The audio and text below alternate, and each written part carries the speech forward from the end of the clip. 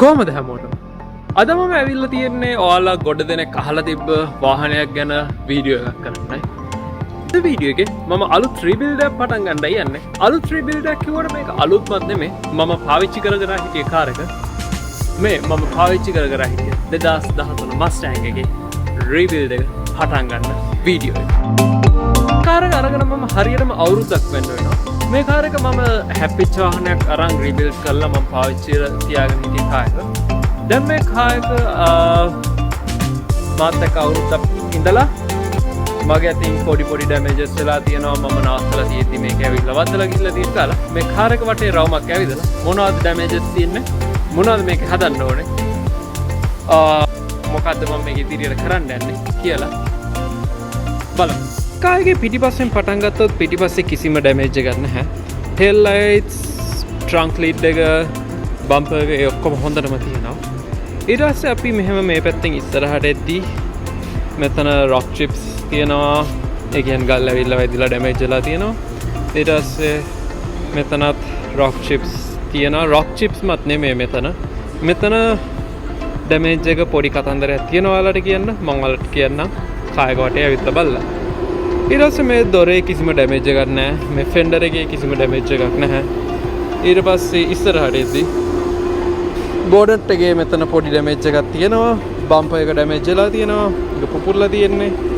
එතනත් විච්ච දේ මොකක්ද කියලා මම ඔයාලට කියන්නම්. මගේ අතින් විච්ච වැඩක්. ඊට පස්සේ මේ පැත්තට එද්දී ෆෙන්ඩර් එකේ කිසිම ඩැමේජ් එකක් නැහැ. මේ දොරේ පොඩි චිප්ස් වගේක් තියෙනවා. ඒවා සාමාන්‍යයි. මෙන්න මෙතන තමයි ලොකුම ඩැමේජ් එක තියෙන්නේ. ඔයාලට මේ ඩැමේජ් එක ගැන කතා කරනවා නම් මේක මම නවත්තලා තියෙද්දී එක්කෙනෙක් ඇවිල්ලා රිවර්ස් කරලා තියෙනවා.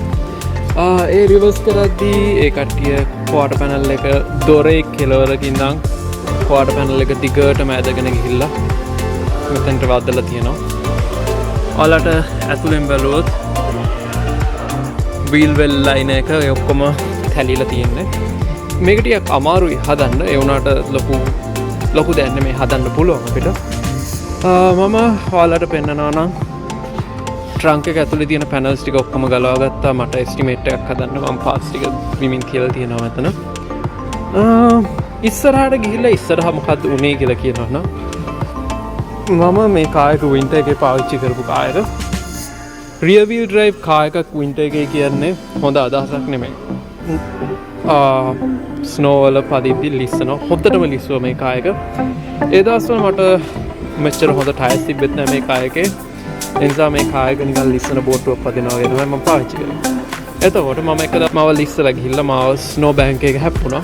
මම ඔයාලට ඒකේ ෆොටෝ එකක් දාන්නම් මෙතනින්.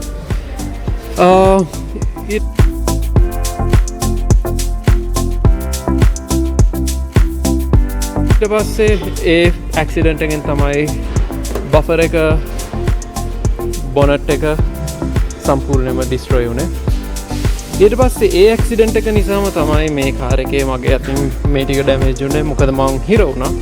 එතකොට එළියට එන්න ඕන නිසා මගේ අතින් මුකුත් තිබ්බේ නැහැ. මේ පාන්දර දෙකට විතර වෙච්ච ඇක්සිඩන්ට් එක. කාර් එකේ ඩිකියේ චේන් එකක් තිබිලා මං ටයර් එක වටේ චේන් එක ඔතලා කාර් එක රේස් කරද්දි චේන් එක ගැලවිලා ඇවිල්ලා මේ ටික කොහොම ඩැමේජ් කරලා මේ ටික ඩැමේජ් කරගෙන තමයි කාර් එක එළියට ආවේ. ඔන්නෝක තමයි ඇක්සිඩන්ට් මේ පැත්තේ මෙතනයි ඉස්සර ඇක්සිඩන්ට් එක.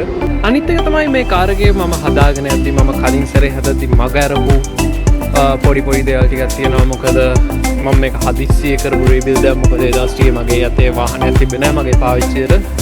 ඒ නිසා මම මග අරපු පොඩි කෑලි ටිකකුත් තියෙනවා. මේක හදන ගමන් මම ඒ ටිකත් හදාගෙනම ඉස්සරහට යන්නයි හිතන් ඉන්නේ. අපි වැඩි කතා කර ඉන්නතු වැඩ පටන් ගමු මේ කාර් එකේ. මම මේ ප්‍රොජෙක්ට් එකේ හිතන් ඉන්නේ ලේසිම තැනින් පටන් අරගෙන අමාරුම තැනට වෙනකන් කරගෙන යන්න. එතකොට ඔයාලට මම වාහනේ පෙන්නන්න පටන් ගත්ත ඕඩර් එක වගේම ලේසිම පැනල් එක තමයි මේ ක්වාටර් එක. ඊට පස්සේ දොර ෆෙන්ඩර් එකේ ඩැමේජ් නැහැ. බොනට් එක අලුත් බම්පර් එකක් මම දානවා. එහා පැත්තට ගිහිල්ලා එහා පැත්තේ අමාරු වැටි කරන එක. අපි බලමු කොහොමද මේ ක්වාටර් එක හදාගන්නේ කියලා ඉස්සෙල්ලාම.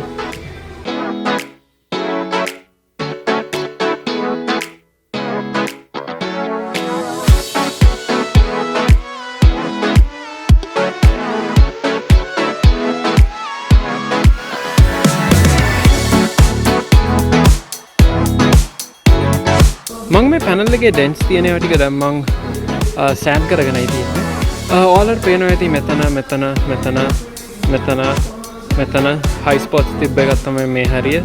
ඊට පස්සේ ලෝ ස්පොට්ස් ටික ඔක්කොම හොඳට මතු වෙලා තියෙනවා සෑම් කරගත්තට පස්සේ. මම දැන් මේක ඊළඟට කරන්න යන්නේ මේ ටැන්ක් ටික ෆිල් කරගෙන ආයෙ මේ ටික සෑම් කරගන්න එකයි.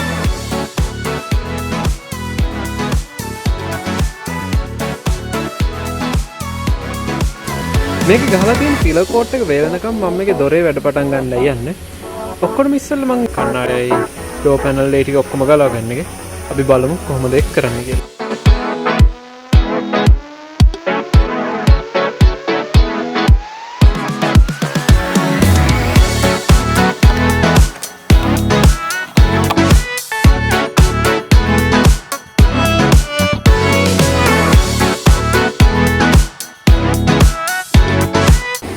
ඔයාලට මම කලින් කිව්වා මතක ඇති මම මේ කාර් එකේ ඉස්සෙල්ලා හදපු වෙලේ මම මේක සම්පූර්ණයෙන්ම හරියටම හැදුවේ නැහැ කියන එක. මොකද මම ඒක හදිස්සිය හැදුව නිසා. මේකට ලොකුම උදාහරණයක් මොකද මම මේ කාර් එක හදද්දී මේ දොර අලුතෙන් දැම්මා.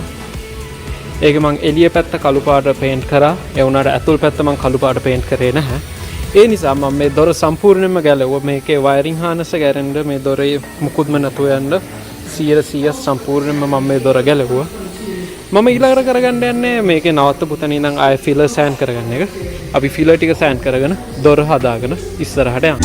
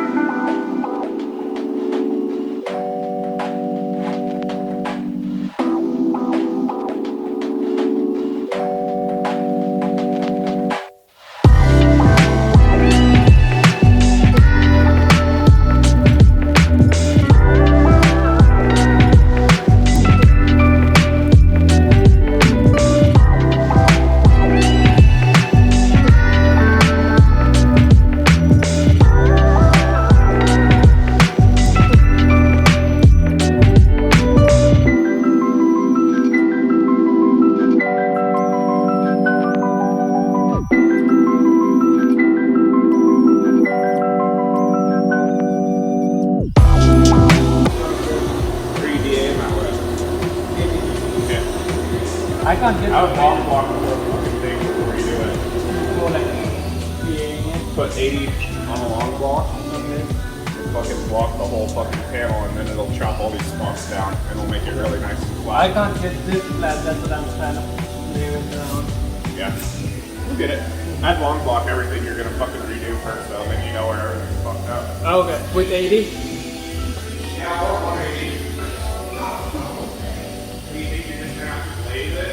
Yeah. Or you know that's gonna fuck up, just do 180 instead of 7. Okay. Wireless surround device.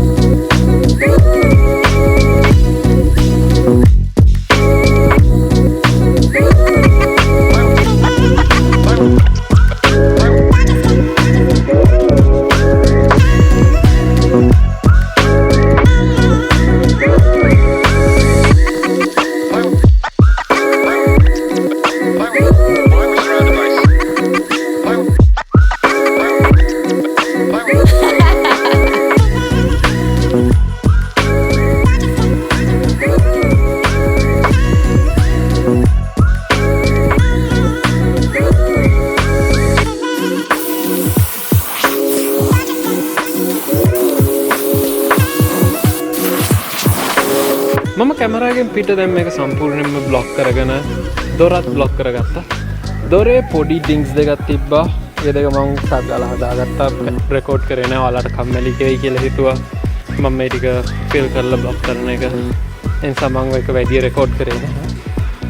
මම දැන් මේ දොරයි මේ ක්වාටර් පැනල් එකයි සම්පූර්ණයෙන්ම ප්‍රයිම් එක ලෑස්ති කරගෙන තියෙන්නේ. ඊට පස්සේ මම කරන්න යන්නේ මේ බොනට් එක හදන එක. මම තාම හරියටම තීරණය කරේ නෑ ප්‍රයිම් කරලා ඉන්නවද අර ටික මේක බොනට් එක හදා ගන්නවද කියලා. බොහෝ දුරට මම මේ ටික ප්‍රයිම් කරගෙන ඉඳී. අපි එතනින් හැර මොනවද කරන්න කියලා බලමු.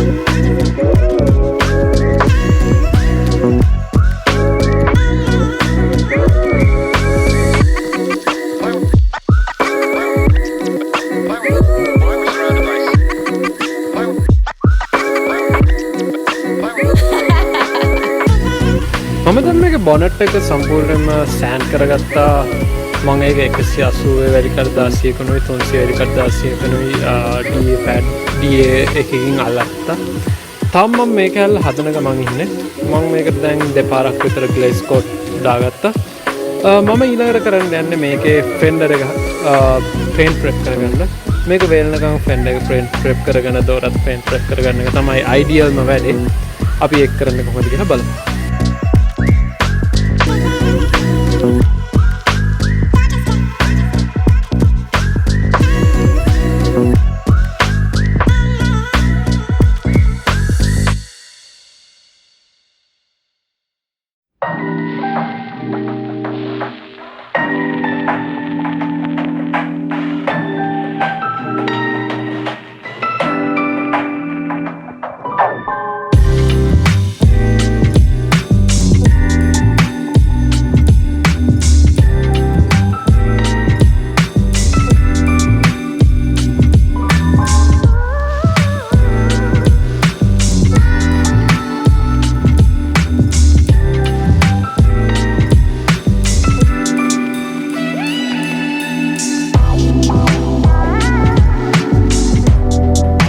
දැන් මේ වෙලාව පාන්දර 1:00යි. මම මේ කායගේ මට මේ වෙලාවේ කරගන්න පුළුවන් වැඩ ටික සෑහෙන්න කරගෙන තියෙනවා. මම මේ සම්පූර්ණ පැත්තම වගේ පේන්ට් ප්‍රෙප් කරගත්තා. මම මේ වීදුරුව ගලවනකන් ඉන්නේ. වීදුරුව වටේ ටික පේන්ට් ප්‍රෙප් කරගන්න.